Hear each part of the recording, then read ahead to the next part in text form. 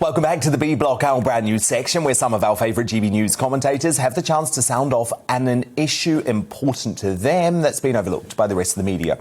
And are you detecting a weird undercurrent of glee and smugness in the left's response to the UN's Code Red climate change report? Instead of pouty selfies and photos of exorbitant brunches, the Liberal elite have now been flooding their social media accounts with images of floods in Germany and wildfires in Greece, accompanied by a 280-character admonishment. And on Tuesday, the day after the findings were published, the front pages of lefty newspapers stretched those same pictures right up to the corners, effectively saying nothing else is worth our time and attention. This is opportunistic apocalypse porn, says my guest tonight, Spiked Online editor Brendan O'Neill. It promotes a fact-light narrative about humanity's alleged impact on the planet, exaggerates the risk we face from nature, and argues progress has gone too far. And Brendan O'Neill, it's great to have you here. Talk to me, what is apocalypse porn in your view? So apocalypse porn is a lot of the stuff we've seen over the past few days, just people really pushing around these images of fires and floods, you know, the fires in Greece, the fires in Turkey, the floods in Europe in recent weeks, there's a fire in Northern California, and people are really promoting these images and this footage, and they're basically saying this is the future we have created for ourselves by being such a horrible species, by being so destructive, so greedy, so industrious, so modern. So it's a kind of medieval movement. I increasingly think that the environmentalist movement, the ideology of environmentalism, is like an end-of-world cult. They're effectively saying we've brought this upon ourselves, we're being punished for our hubris by floods and fire. It sounds like something out of the Bible. So it's very regressive, it's very backward, and as you say, I think it's also very opportunistic. They're using these tragedies to make a political point.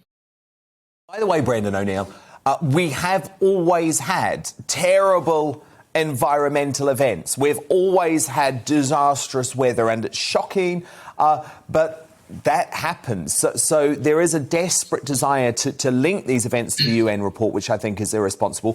What we've also always had, Brendan O'Neill, is doomsday predictions from the UN, who I outlined on my show earlier in this week, first started to predict back in 1972 that we had 10 years to save the planet. And then they also predicted the same thing in 1982 and then 1990. So you get my drift. This is par for the course. It seems to be part of a PR strategy by the UN. Yeah, they've been warning about the end of the world for so long, and it never comes. You know, I remember The Guardian a few years ago, it did a column called 100 Months to Save the World, and then it just fizzled away. It just disappeared, and they didn't give any account as to why the world didn't end when they predicted that it would. And, you know, when I was at school, we used to talk about acid rain and the ozone layer. Those were the big issues back then. And even going further back than that, there was talk about a new ice age or the possibility of overpopulation and everyone would die because there would be too many people and not enough food. I mean, there have been dire predictions about mankind bringing about his own demise for a very long time, and none of them have come to fruition. None of them have actually happened. So if people are skeptical about the IPCC report, I think that's a very good thing. They should be skeptical because we're constantly being beaten over the head with apocalyptic warnings that don't come true. And the thing that's most surprising for me is that Boris Johnson's government is going along with so much of this. You know, Boris used to be a pretty healthy-minded skeptic about climate change alarmism. He, like me, he recognised that there's a problem with climate change, which we need to address practically, but he was very good at calling out the scaremongering. Now he's one of the chief scaremongers, and the Conservative government is pushing this green agenda in a way that I think could damage its standing with some voters. Well, I think so, because like you, Brendan, I'm an environmentalist. I have been my entire life, but I absolutely deplore the language, and we did get a lot of it in this UN report, which actually aims to terrify young kids, because I was terrified growing up in the 1980s when I genuinely believed that the destruction of the ozone layer was going to wipe us all out. And actually, I still remain a campaigner, but I don't by the doomsday warnings. I think we very often forget what a brilliant species we are, how we're able to adapt, how we're able to change. And the UK is proof of that, isn't it? I mean, look at what we've done to our carbon emissions. We've absolutely transformed our behaviour. So I just hate all of the constant scaremongering and also the self-flagellation as well, because we should be proud of what we've done as a country environmentally, not beating ourselves up. I think the key point here is that I think lots of Greens underestimate how important progress is and industrialisation is if you want to live in a society that is rich enough to devote resources to cleaning up the environment. That's the thing here. You know, we went through our industrial revolution 150 years ago. Lots of pretty posh environmentalists are very down on the Industrial Revolution. They ignore the fact that it propelled humanity forward. It means that we didn't die at the age of 35 without ever leaving our local farm. It's the thing that allowed us to become modern, to become enlightened and to have freedom. You know, the Industrial Revolution was central to all of that. So when I see these quite plummy activists on their iPhones moaning about our industrialized society and our modern society, I want to kind of shake them by the scruff of their neck. But, you know, the government needs to make a choice. Is it going to appeal to the green blob or is it going to appeal to the red wall? And that's the choice it has to make. I think if it's going to bring in really expensive boilers that are eco-friendly and encouraging people to overhaul their houses and their cars and their daily habits in a way that would be very, very expensive, that is going to turn off lots of working class voters. That's going to turn off lots of red wall voters. It will appeal to the green blob, the kind of well-funded green activist lobby, but it won't appeal to the red wall. And so the government needs to think very carefully before going further down this road. Well, it's certainly turning me off, I can tell you that. And it's certainly panicking backbench Tory MPs who actually think it's this eco-extremism, which, by the way, seems to be being pushed by the Prime Minister's wife in particular, that it's this eco-extremism that could end up costing Boris Johnson either his job or the Tories the next election. That's how worried they are. Yes, and I think they're right to be worried about that. And, you know, let's not forget that the Gilets Jaunes protesters in France that started because President Macron brought in some very strict payment rules and tax rules on driving your car and eco-friendly tax rises on petrol and so on. And that was incredibly unpopular. And I think a similar thing could happen in the UK.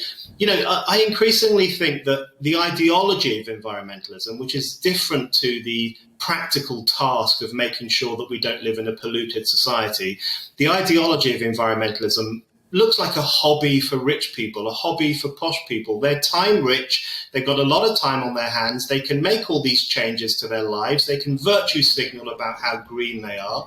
But to most people, they're thinking about how to make ends meet, how to ensure they have a job after lockdown, how to make sure their children have a good education, they can pay the mortgage. They're not worried about the kind of slightly crazy things that Extinction Rebellion are worried about. So I think the backbench Tories who are warning the Prime Minister not to become too much of a green extremist, I think they're absolutely right. Boris should listen to them more and to carry less. Yeah, indeed. And look, here's the thing, Brendan. We should just stress again, you believe that there's things we need to do to clean up the environment. I certainly do. It's all about relativity, isn't it? And it's about where you actually focus your attention. And I think, actually, our politicians need to start uttering the C word a little bit more. You know that C word? China? You know, this is one of the funny things about the COP meeting that's going to be happening later this year and all these Western nations coming together to try to achieve net zero. It's going to make virtually no difference because China is growing at an extraordinary rate, and so is India, and so is Brazil. Now, as it happens, it's my view that these countries have the right to do that. They have the right to go through the pretty painful industrialization process that we were fortunate enough to go through a century ago. I think it's their right to do that. But the idea that we in the UK, as you say, we emit far less carbon than we did in the past, the idea that if we drive a non-diesel car, or go to the supermarket once a week rather than twice a week, and stop using plastic straws. The idea that any of that will make a difference in a world in which China is becoming this juggernaut of industry and carbon is just a complete and utter fantasy. And I think lots of voters know it's a fantasy, and they're wondering why they're being asked to make so many extraordinary sacrifices when it's not going to make that much difference. Indeed. No, of course. China, 29% of the world's carbon emissions, and it's going up. It's going up by the day. The UK, now less than 1% of the world's carbon emissions. We just have to put that into perspective. And Brendan O'Neill, I'm very glad that you did. Thank you for being here. We'll speak again next week. Welcome to the GB News YouTube channel. You can watch us live 24 hours a day, catch up on your favourite shows, and join in the conversation in the comments below. Don't forget to subscribe and you'll never miss any of our exclusive content.